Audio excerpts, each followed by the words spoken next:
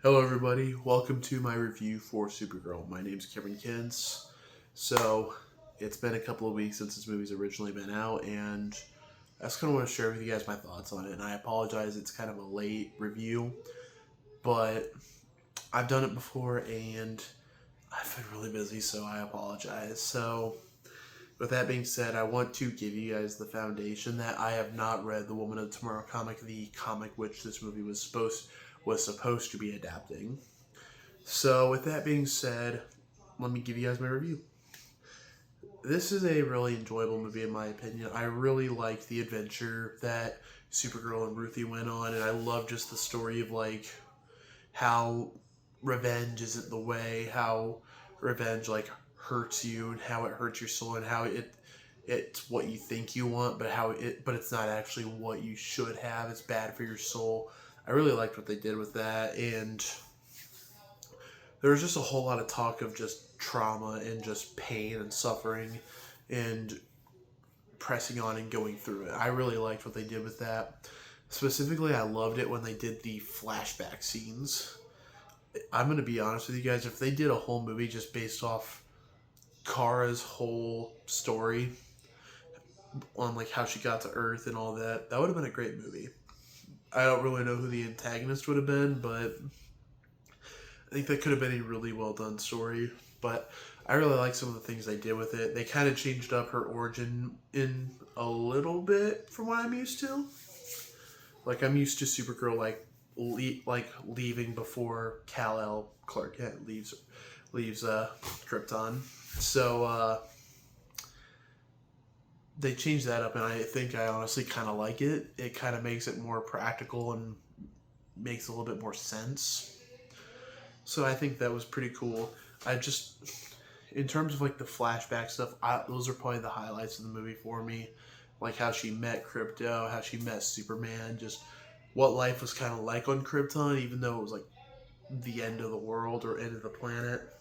I think they did a really good job just showing kind of what the world of Krypton was like, which was awesome, and I really liked it. And I like that they kind of shown that not all Kryptons are tyrants who want to just send one of them away to make a new Krypton. Like Kara's parents were a lot more nice and not wanting to take over the world. They wanted her to just be good, and I loved that relationship they did, and it was great. I loved it. I also just love how they just show all that she goes through on Krypton and her arrival on Earth and her trying to fit into Earth. I loved all that. That was awesome. So another standout, I loved that of David Cornsweet's Superman in this movie. He was so good, and he was one of the better parts of the film, and he was honestly scattered in it quite a bit, and I really like that. It just helps make the universe feel more connected. Both the movies feel more intertwined, and adds more to the story. Or the overarching story. So I really enjoyed that they did that, having him in here rather than just have a couple things from what they've seen in the trailers. I love that they had him in there plenty of times. And I'm just gonna add a side note that I'm excited to see him again in Man of Tomorrow. It's gonna be an exciting film. So with that being said, another standout in this movie was Jason Momoa's Lobo. He was very fun, very chaotic, and he was a better pick than Aquaman. I instantly thought that the moment he appeared on screen, I really liked his performance. It felt a lot more natural and just felt a lot more natural for Jason Momoa, and it just made it stand out a lot more. One of the things I will say, I don't think he had much impact on the story.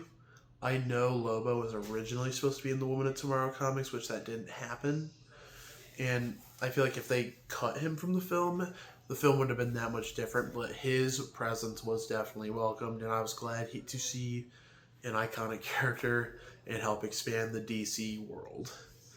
Lobo's a pretty cool character, and the fact that they added him in there, and it helps expand the universe more because this movie doesn't have a lot of cool iconic characters. Yes, it has Supergirl, it has Lobo, Superman, but like it doesn't go any further than that really. So having Lobo in there was just a nice touch. So with that being said, the villain of this film, he was a maniac. He was a psychopath. I did not like him that much. I felt like what they did with him at the end of the film, they kind of had to do just for the safety of the universe, and just this guy was a really bad guy, and I didn't like him all that much. He felt just way too. He almost felt kind of a comedic as a villain, and I think he's honestly kind of forgettable. He is pure evil. Like they don't really give you any reasons to connect with him, and he's just not that iconic of a villain. Like I think they try to go for that, but I don't think they really did anything to help him stand out. I didn't like his design like at all, and like I don't know why they changed up his look that much. Like he doesn't like they could have made him look like how he did in the comic, which wasn't that bad. Like I don't know. I didn't like the villain all that much, but I think he's a good part for both Supergirl and Ruthie's journey. I will say that. Just they could have done a little bit more with him, or maybe developed him a little bit more. I just didn't like him. Like compare him to Lex Luthor.